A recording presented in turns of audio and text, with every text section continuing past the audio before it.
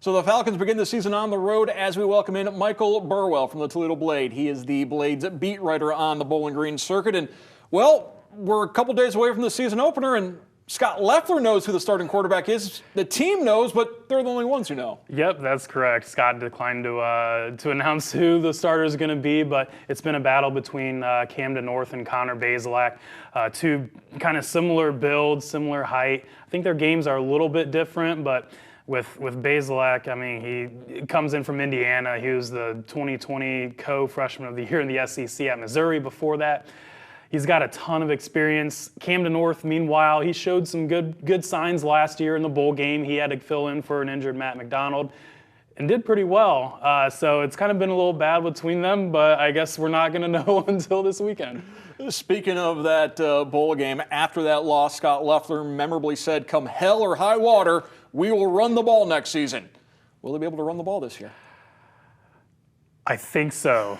They have Terrion Stewart back, which is enormous. He was a leading rusher the previous 2 years, sat out last season, but having him back is huge. I mean, he's 5'9", about 230, and just stocky. He's a good running back. They have good complementary running backs.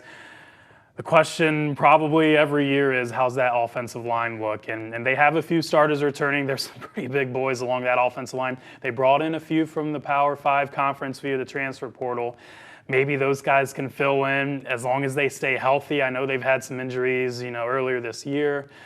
But I think they're really going to make a point of emphasis to run the ball, especially maybe early on as these quarterbacks kind of get used to things. And having a guy like Terrion Stewart back, I think, is going to help significantly. And you've been impressed with what you've seen from the receivers on the Falcons. Oh, absolutely. They have 3 stud receivers. I think they got one of the best receiving corps in the MAC.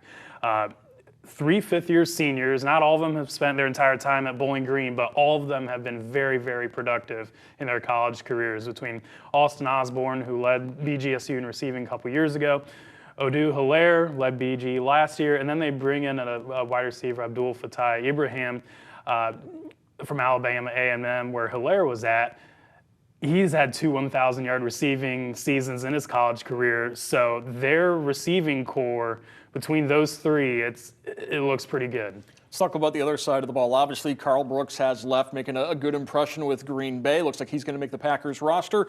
You have to replace a Carl Brooks. What is left defensively?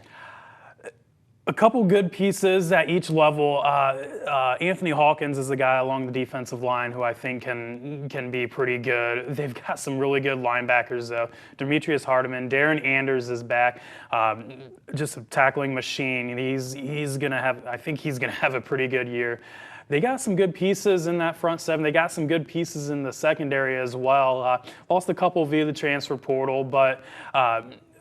Bringing back a guy like Davon Ferguson. He's played a lot of football in his career. As long as he stays healthy, yes, he's pretty good. So they have some pretty good pieces on that defensive side. It's going to be, I mean, they don't have a Carl Brooks, but they have some pieces to be able to make some noise.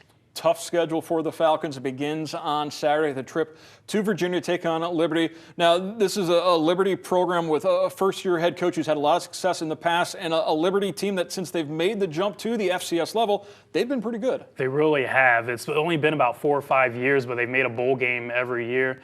They played Toledo last year, gave Toledo a run before losing in the Boca Raton Bowl, but they went 8-5 last year.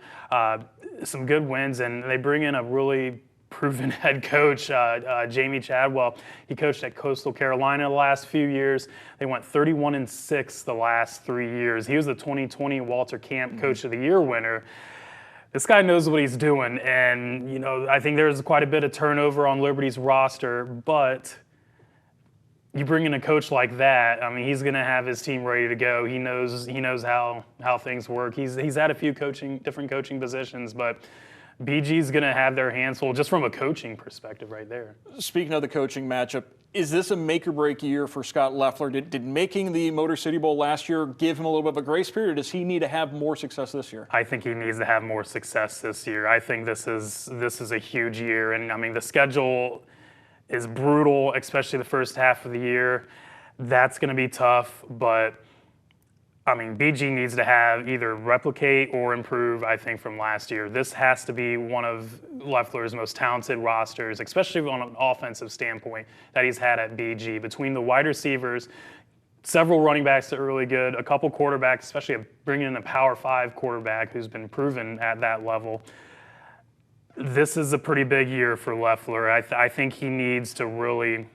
This team needs to take a really, really big step forward. I mean, last year was a great year for them. They made steps forward, but I don't know how content they are with 6 and 7 every year and kind of middle of the pack. I think they want to contend for MAC championships.